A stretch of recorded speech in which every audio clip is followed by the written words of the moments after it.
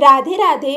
जय श्री कृष्णा। प्रिय भक्तों, आप सभी भक्तों का आपके अपने YouTube चैनल अंश भक्ति पर हार्दिक स्वागत है। आज हम श्रवण करेंगे भगवान विष्णु के नहस्य अवतार की कथा भाग 3 का। भक्तों, यह कथा पद्म पुराण से ली गई है। यदि यह कथा आपको अच्छी लगे तो प्लीज़ कमेंट में ज़रूर बताइएगा। उसके पहले आज के इस प्रश्न का उत्तर दे दीजिए। हिरण्यकशिपु को किसने वरदान दिया था? पहला भगवान विष्णु ने, दूसरा भगवान शंकर ने, तीसरा ब्रह्मदेव ने, चौथा माता दुर्गा ने। आप इस प्रश्न का उत्तर कमेंट बॉक्स में भी बता सकते हैं। चलिए आज की कथा का शुभारंभ करते हैं। संसार के सभी काम नियम से होते हैं। रात दिन, पक्ष, महीना, ऋतु, वर्ष सब के सब नियमित गति से चल रहे हैं। सबके जीवन में एक नियम काम कर रहा है। जो लोग अपनी वासनाओं के कारण नियम की अवहेलना कर देते हैं, वे प्रकृति के निदारुण प्रहार से विताड़ित होकर चूर चूर हो जाते हैं। सभी समाज के, चाहे वह दैत्य के हो या देवता के, एक प्रकार के अपने नियम होते हैं और उन पर चलना ही पड़ता है। चलने में ही हित भी है। उस दिन नियम के अनुसार राजराजेश्वर हिरण्यकशिपु के प्रिय पुत्र को एक लंगोटी पहनकर भीख मांगनी पड़ी और पहली भीख उसकी माता कयाधु को ही देनी पड़ी। उसने अपने हृदय के टुकड़े प्रहलाद को भिक्षुक ब्रह्मचारी के वेश में देखा और उसे अपनी आंखों से ओझल गुरुकुल में बहुत दिनों के लिए भेज दिया।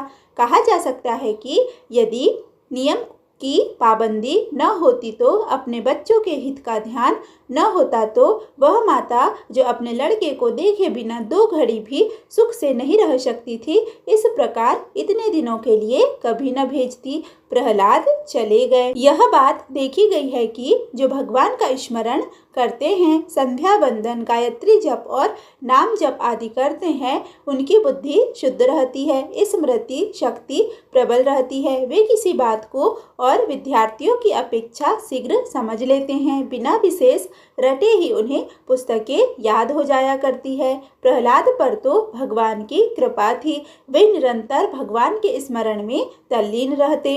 गुरु जी से पाठ सुनते ही उन्हें सब हृदयंगम हो जाता था। अतिरिक्त समय में वे भगवान का ध्यान करते रहते। उनकी प्रतिभा से गुरुकुल भी प्रसन्न रहता और गुरुजी भी प्रसन्न रहते और प्रहलाद उनकी सेवा भी खूब करते। उनके सहपाठी उनकी विद्या, बुद्धि, प्रतिभा, सरल स्वभाव देखकर मुग्ध रहते थे।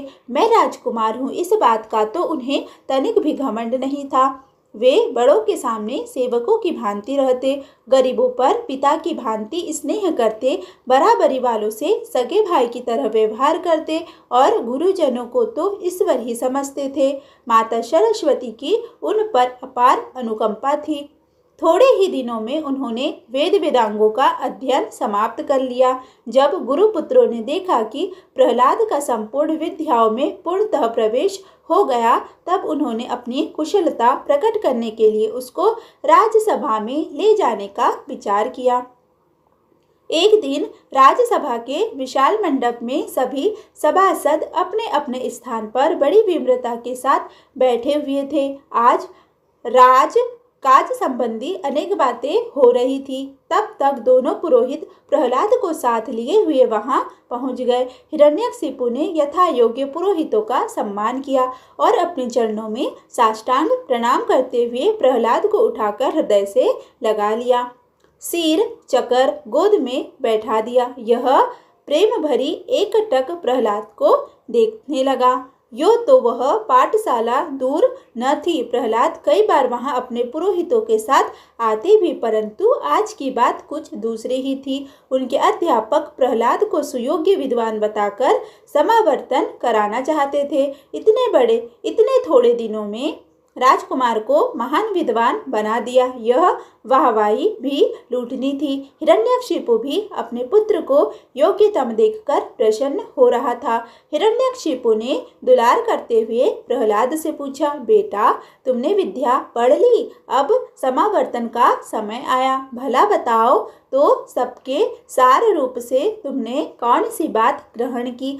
प्रहलाद ने कहा, पिताजी, यह संसार असार है, इसमें कोई वस्तु ग्रहण करने योग्य नहीं है। इनकी ओर से उदासीन होकर भगवान का भजन करना ही सार है। यही संपूर्ण विद्याओं का सार है, संसार का सार है और जीवन का सार है। प्रहलाद की यह बात सुनकर हिरण्यकशिपु चौंक गया। उसने उनको अपनी गोद से नीचे उतार दिया, बड़े जोर से डांटा, अरे कुलांगर, तुम्हें ऐसी भोंडी बात किसने सिखाई है? मैं त्रिलोकी का स्वामी हूँ, मेरे अतिरिक्त और कोई ईश्वर नहीं है। क्या इन अध्यापकों ने तुम्हें यही पढ़ाया है? मैं इन्हें अभी दंड देता हूँ। दोनों पुरोहित थर थर काँप रहे थे। प्रहलाद ने कहा, पिताजी, मेरे ईश्वर, आपके ईश्वर और सारे संसार के ईश्वर एकमात्र भगवान विष्णु हैं। वे सर्वत्र रहते हैं, सबकी रक्षा करते हैं। यह बात मैं किसी के सिखाने से नहीं कह रहा हूँ। मेरे अध्यापकों ने यह बात मुझे कभी नहीं सिखाई। सबको सिखाने वाले तो वही भगवान विष्णु हैं। हिरण्यकशिपु क्रोध के मारे जल भून रहा था। तब तक पुरोहितों ने निवेदन किया, राजेंद्र, वास्तव में हमारी असावधानी से ही ऐसा हुआ है। यदि हम ध्यान रखते तो हमारी पाठशाला में ऐसा नहीं हो सकता। अतः इस बार प्रहलाद को क्षमा किया जाए। हम फिर इन्हें ले जाते हैं। ये बहुत पढ़ गए तो क्या, आखिर तो अभी बालक ही है। इन्हें राजनीति का अध्ययन कराया जाएगा। हिरण्यकशिपु ने सावधानी रखने की आज्ञा देकर उन्हें विदा किया। प्रहलाद अपने अध्यापकों के साथ गुरुकुल में आए। कई विद्यार्थी बड़े प्रेम से मिले। किसी ने कहा, भैया, तुम मुझे बड़े प्रिय लगते हो, तुम्हारे साथ रहे बिना मेरा जी नहीं लगता। सुना है तुमने राज्यसभा में कुछ ऐसी बात कह दी कि दैत्यराज नाराज हो गए। भैया, जो कुछ करना हो उनसे छिपकर ही किया करो, नहीं तो क्या पता ये न जाने क्या कर बैठे। प्रहलाद ने कहा, मेरे भगवान बड़े दयालु हैं, बड़े शक्तिमान हैं, ये सबकी रक्षा करते हैं और अपने भक्त की तो विशेष रूप से रक्षा करते हैं। मुझे किसी का क्या डर है, मैं तो प्रेम से भजन करूँगा। एक बालक ने कहा, भैया, तुम्हें देखकर भजन करने की हमारी इच्छा भी होती है, फिर सोचते हैं कि अभी तो सारा जीवन पड़ा है, खा ले तब भजन करेंगे। प्रहलाद ने कहा, ऐसा सोचना कुछ खेल ठीक नहीं, पता नहीं मृत्यु कब आ जाए, फिर ऐसी बुद्धि रहे न रहे, समय किसी के अधीन थोड़े ही है। बचपन में ही भजन करना चाहिए। जब जब गुरुजी वहाँ से टल जाते तब तब सब विद्यार्थी इकट्ठे होकर भगवत भक्ति की चर्चा करते। धीरे धीरे प्रहलाद के अनुयायियों की संख्या बढ़ने लगी। मुस रूप से सभी भजन करने लगे। एक दो लड़कों ने जाकर गुरुजी से सारा हाल कह सुनाया। उन्हें क्रोध तो बहुत आया, परंतु प्रत्यक्ष रूप से उन्होंने प्रहलाद की भर्त्सना नहीं की। उन्हें एकांत में बुलाकर कहा, प्रहलाद, क्या तुम सचमुच यह अनर्थ कर रहे हो? तुम्हें गुरुजनों की आज्ञा माननी चाहिए, पिता को प्रसन्न रखना चाहिए, कुल धर्म की रीति रिवाज को निभाना चाहिए। यह सब क्या कर रहे हो? क्या हमने जो तुम्हारी शिकायत सुनी है वह झूठ तो नहीं है? प्रहलाद ने कहा, गुरुदेव, आपने जो कुछ कहा सब मेरे हित के लिए कहा और वह सब ठीक है। आपने जो सुना है वह झूठ नहीं है। जिसने आपसे कहा है वह मेरा बड़ा हितैषी है, क्योंकि आपके पाठशाला में आपके विचार के विरुद्ध कोई बात कहकर मैं अपराध ही कर रहा था और उसने आपसे कहकर मुझे निरपराध कर दिया। कुल धर्म भी ठीक है, पिता की आज्ञा भी ठीक है और गुरुजनों के उपदेश भी हमारे भले के लिए ही है, परंतु गुरुदेव, मेरा मन मेरे हाथ में नहीं है। मैं दूसरी कोई बात सोचना चाहता हूँ तो मेरे सामने एक सांवरा सलोना सुंदर सा बालक आकर बांसुरी बजाने लगता है, नाच नाच कर प्रेम भरी चित्तवन से मेरी ओर देखता है, इशारे से मुझे अपने पास बुलाता है। मैं उसकी मंद मुस्कान देखकर सब कुछ भूल जाता हूँ, विचलित हो जाता हूँ। गुरुदेव, दूसरी बात मुझे सुहाती ही नहीं। कहते कहते प्रहलाद बेशुद्ध हो गए। उनका शरीर पुलकित हो गया। शरीर से आनंद की ज्योति छिटकने लगी। दोनों पुरोहित अवाक हो गए। उन्होंने सोचा कि अब डांट डपट से काम नहीं चल सकता, इसे किसी ऐसे पचड़े में लगाया जाए कि इसका ध्यान ही उधर न जाए। प्रहलाद के होश में आने पर राजनीति का अध्यापन प्रारंभ हुआ। सारी शुक्र नीति विस्तार के साथ पढ़ाई गई। शत्रु मित्र आदि के साथ कैसा व्यवहार करना चाहिए इस बात की शिक्षा दी गई। प्रहलाद ने बड़े ध्यान से सुना, विचार किया, समझ लिया और वे गुरुपुत्रों की परीक्षा में पास हो गए। इस बार जब प्रहलाद को गुरुपुत्र राजसभाएं लेकर गए तब वे बहुत प्रसन्न थे। उनकी प्रसन्नता देखकर हिरण्यकशिपु को भी बड़ी प्रसन्नता हुई। उसने प्रेम से प्रहलाद को अपने पास बैठाया और उनके प्रणाम का अभिनंदन करके पूछा, बेटा तुम इस बार राजनीति की शिक्षा प्राप्त करके आए हो, मुझे उसका सार सुनाओ। प्रहलाद ने कहा, पिताजी गुरुजनों ने बड़े प्रेम से मुझे राजनीति की शिक्षा दी और मैंने एक विद्यार्थी की भांति ईमानदारी के साथ उसका अध्ययन भी किया, परंतु मुझे उनकी बात जची नहीं। शत्रु के साथ ऐसा व्यवहार करना चाहिए, मित्र के साथ ऐसा व्यवहार करना चाहिए। ये बातें तभी ठीक उतरती है जब कोई शत्रु मित्र हो। ये भेद अज्ञान कल्पित है, भगवान को भूल जाने के कारण है। जब सब रूपों में हमारे प्यारे भगवान हो प्रकट हो रहे हैं तब शत्रु मित्र का भेद कैसा, उनके साथ विभिन्न व्यवहार कैसे। इसलिए पिताजी केवल राजनीति ही नहीं, सब नीतियों का सार यह है कि भगवान का ही भजन करना चाहिए। हिरण्यकशिपु आग बबूला हो रहा था। उसने आज्ञा की कि अब तो अनर्थ हो गया। ऐसे लड़के से तो बिना लड़के का रहना ही अच्छा है। मैं तुम्हें अभी मार डालता हूँ, परंतु अपने लड़के हो संभव है दया आ जाए, इसलिए तुम्हें मैं मौत मरवा डालता हूँ। देखो विष्णु भक्ति का मजा। उसने प्रहलाद को मारने के लिए दैत्य को आज्ञा दे दी। दैत्य अंतःकरण को कलुषित कर देता है, क्रोध आंख वालों को अंधा बना देता है। लोग दूसरे शत्रुओं से बदला लेने के लिए, उन पर शासन करने के लिए द्वेष और क्रोध से काम लेते हैं, परंतु उन्हें यही मालूम नहीं होता कि मैं द्वेष और क्रोध रूपी महान शत्रु के अधीन हो रहा हूँ। आज हिरण्यकशिपु विष्णु को अधीनता न स्वीकार करके क्रोध की अधीनता स्वीकार कर रहा है। यह क्रोध अंधता नहीं तो और क्या है। प्रहलाद को मारने की आज्ञा सुनकर कुछ लोगों को जो उस सभा में उपस्थित थे दुख अवश्य हुआ, परंतु किसी के मुंह से हिरण्यकशिपु के विरुद्ध एक शब्द भी नहीं निकल सका। असुर का राज्य, असुरों का मंत्रित्व और असुर ही सभासद, वहां तो वैष्णव के सिर नृत्य ही करते थे। प्रहलाद को मारने की आज्ञा से लोगों को अधिक आश्चर्य नहीं हुआ। यदि किसी को आश्चर्य हुआ भी तो उसे मन महसूस कर रह जाना पड़ा। क्या करता, मालूम हो जाने पर उसे भी मौत के मुंह में जाना पड़ता। बहुत से दैत्य प्रहलाद को पकड़कर ले गए।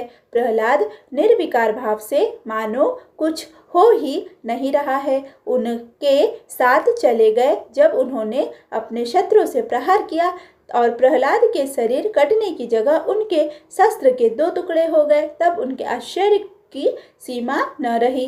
प्रहलाद का शरीर एक दिव्य प्रभा से दमकने लगा।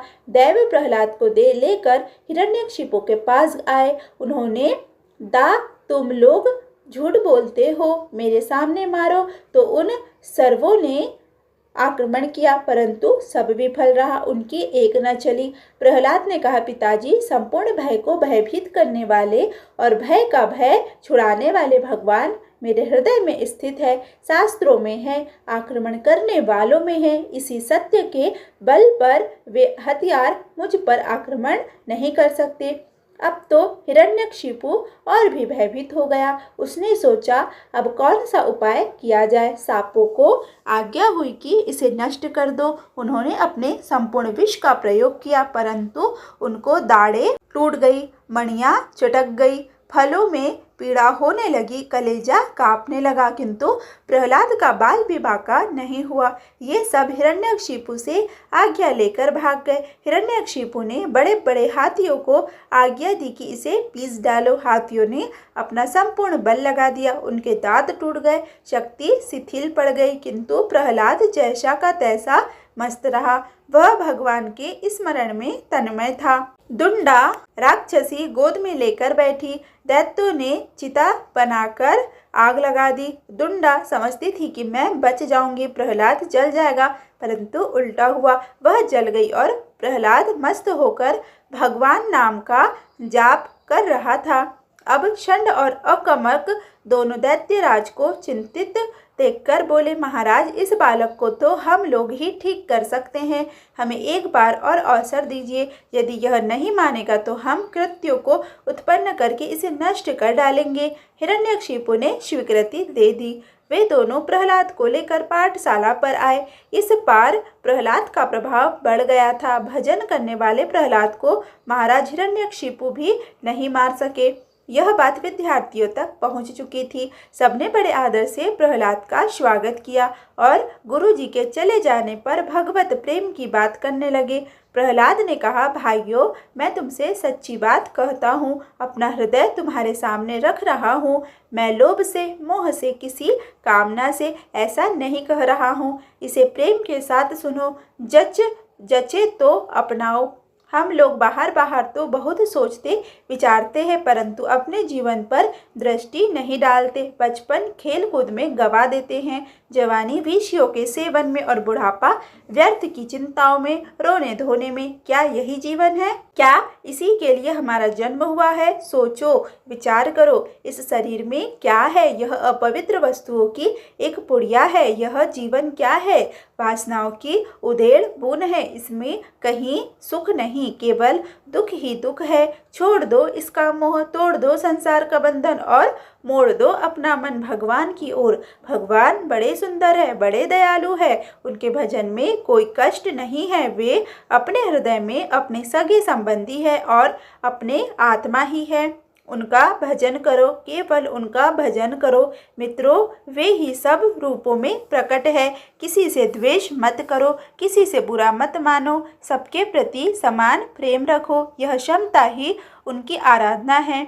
वे तुम्हारी रक्षा करेंगे, वे तुम्हारा कल्याण करेंगे। डरो मत, किसी से मत डरो। उनके कर कमलों की छत्र छाया तुम्हारे सिर पर है। जानते ही हो मेरी क्या सास नहीं की गई, सांपों से डसवाया गया, आग में जलाया गया, मारा पीटा गया, परंतु मुझे जरा भी कष्ट नहीं हुआ। मेरे रक्षक भगवान थे। मारने वालों के प्रति मेरे मन में जरा भी द्वेष नहीं है। मेरे प्यारे मित्रों, उन्हीं की शरण में जाओ, उन्हीं का भजन करो, वे तुम्हारा कल्याण अवश्य करेंगे। प्रहलाद की बात सुनकर सभी छात्र जोर जोर से भगवत नाम कीर्तन करने लगे। हिरण्यपुरी में भक्ति भागीरथ की धारा बह गई। गुरुपुत्रों ने बहुत समझाया, उनकी एक न चली। आखिर वे हिरण्यकशिपु के पास गए। उसने रसोइयों को विष देने की आज्ञा दी। प्रहलाद को बड़ा भयंकर हलाहल विष दिया गया। भगवान के नाम का उच्चारण करके प्रहलाद ने विष के साथ सारा अन्न खा लिया और बिना किसी विष बाधा के वह सब बच भी गया। हिरण्यकशिपु ने आज्ञा दी, पुरोहितों, अब इसकी मृत्यु में विलंब नहीं होना चाहिए। इसको मारने के लिए कृत्या उत्पन्न करो। दैत्यराज की यह आज्ञा पाकर दोनों पुरोहित प्रहलाद के पास गए।